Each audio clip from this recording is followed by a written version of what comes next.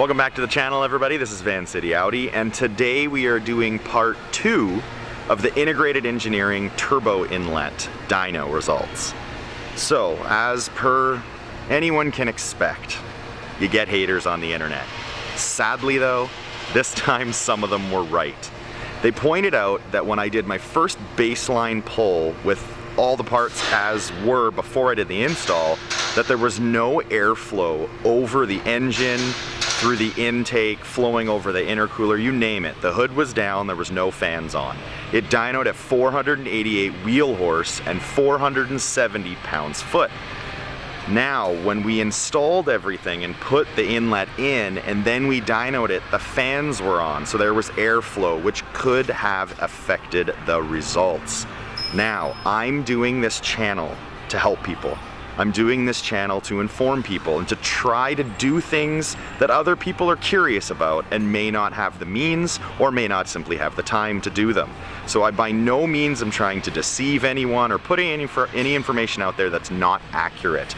All I'm trying to do is have a good time, show people how badass these RS3s are, and all the different things that I end up doing to you, and take you along the journey for the sake of entertainment and hopefully for some knowledge.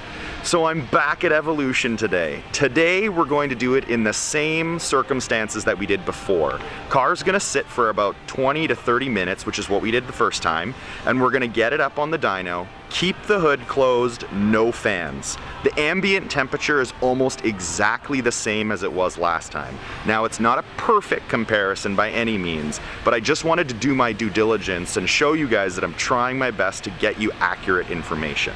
So we're gonna dyno it like that and see what the comparison is with the part installed now, running the same file, everything the same, except for the fact that there's no airflow.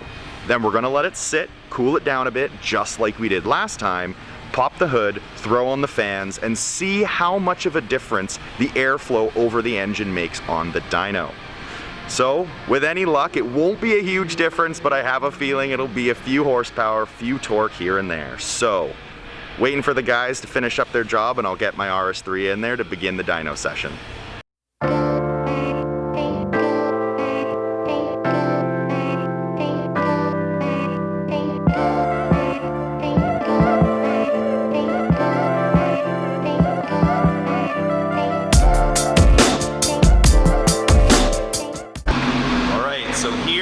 The initial pull I did the first time. That's our baseline run. No fans on. Ambient temperature was 69.1 degrees Fahrenheit. Right now, it is 70.3. Unbelievably close in temperature. Same tune, same parts, same dyno, same conditions, no fan. First pull.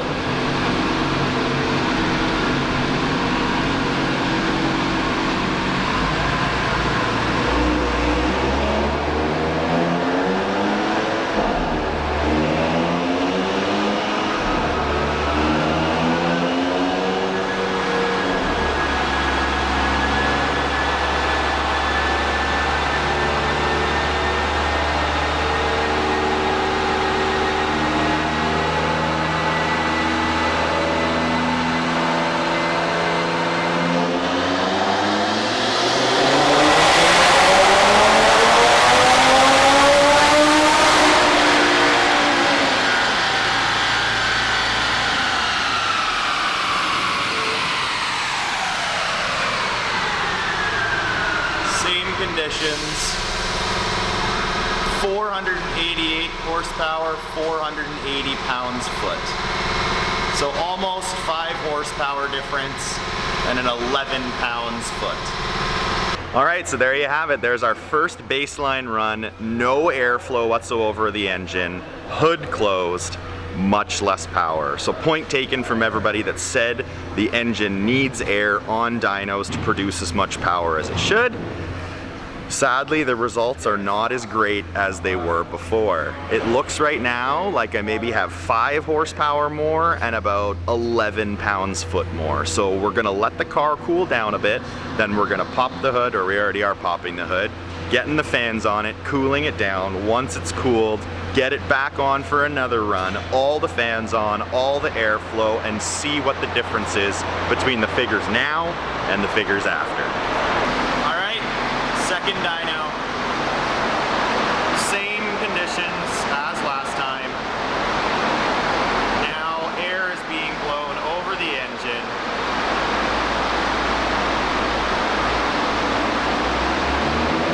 As close as we can get it to the same conditions.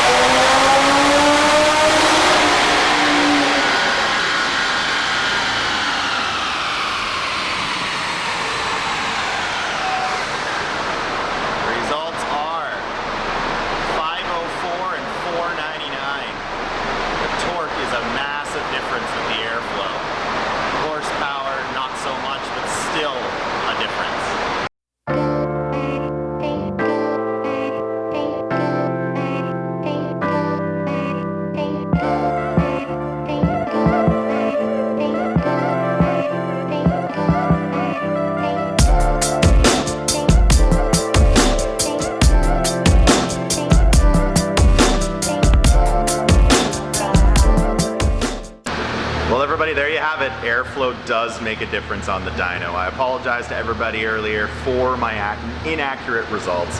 Just trying to do the best I can with what I have. Put in the effort to make sure that I rectified the numbers that I put out there last time. It's a noticeable difference in horsepower and torque, more so on the torque when you have airflow over the engine. On the dyno itself, thank you very, very much to Evolution Auto Performance for squeezing me in today and getting this taken care of to rectify the situation and make sure that the information I was putting out there was as accurate as humanly possible. Ambient temperature was very, very close. Cooled down the car, the same type of conditions, checked the oil temps, so they were the same similar conditions, just doing the best I can. So thank you everyone for watching. I appreciate all the support. Thank you for subscribing, liking, and sharing, and I look forward to start racing again next week and bringing you guys more content. Thank you everyone for watching.